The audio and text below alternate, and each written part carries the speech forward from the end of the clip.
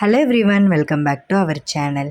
ஆடி 3வது வெள்ளி இன்றைக்கி கோவிலுக்கு போகலாம். ஆனால் நிலனை மட்டும் கூட்டிகிட்டு தனியாக எப்படிரா போகிறதுன்னு யோசிச்சுட்டு இருந்தேன்.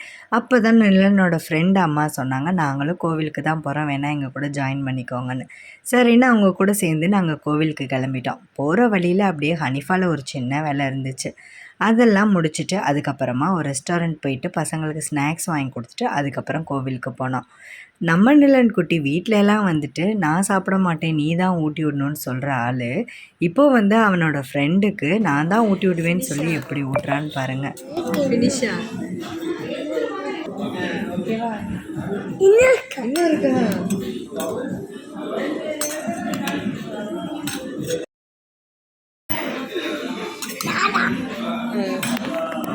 லிட்டில் இண்டியாவில் இருக்கிற ஸ்ரீ வீரம்மா காளியம்மன் கோவில் தான் போயிருந்தோம். இன்றைக்கி ஆடி வெள்ளி, அதுவும் ஈவினிங் டைம்ன்றதுனால சரியான கூட்டம். எங்கள் கூட சேர்ந்து நீங்களும் அம்மன் தரிசனம் பாருங்கள்.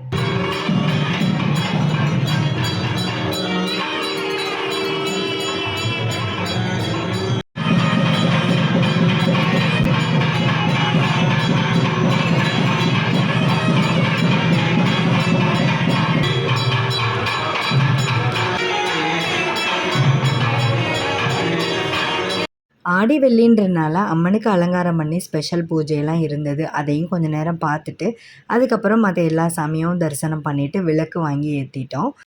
வழக்கம் போல் கோவிலில் இன்றைக்கும் அன்னதானம்லாம் நடந்துகிட்டு இருந்தது. ஆனால் க்யூ ரொம்ப தூரத்துக்கு இருந்துச்சு. இந்த பிள்ளைங்களை வச்சுட்டு நம்மளால் நிற்க முடியாதுன்னு சொல்லிட்டு நம்ம வீட்டுக்கு போகலான்ட்டு கிளம்பிட்டோம். கிளம்பும்போது பார்த்தா கூழ் கொடுத்துட்ருந்தாங்க. அந்த இடத்துல கூட்டம் இல்லைன்னு சொல்லி அதை மட்டும் வாங்கிட்டோம். காஃபி இல்லைம்மா, கூழுமா. கூழ் இதான் கூழ். அதுக்கு பேர் தான் கூழ். ஆடி மாதம்னாலே இந்த கூழ் தானே ஸ்பெஷலே அப்படின்ற மாதிரி இந்த அம்மன் பிரசாதமாக இந்த கூழ் கிடச்சது உண்மையிலுமே சந்தோஷமாக இருந்துச்சு.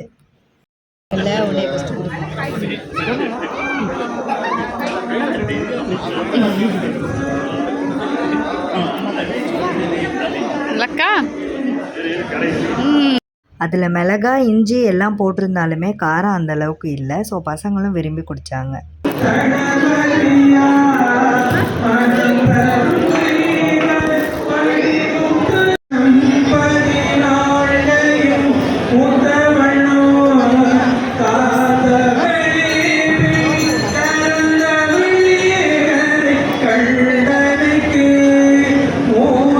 அவங்களோட பெரிய பொண்ணு பரதம் கிளாஸ் போயிருந்தா, அவளை போய் பிக்கப் பண்ணிட்டு போயிடலான்னு சொல்லிட்டு நாங்கள் அங்கே போனோம். அங்கே போனதுக்கப்புறம் தான் எனக்கு தெரிஞ்சது இங்கேயும் மகாத்மா காந்தி மெமோரியல் இருக்குன்றது.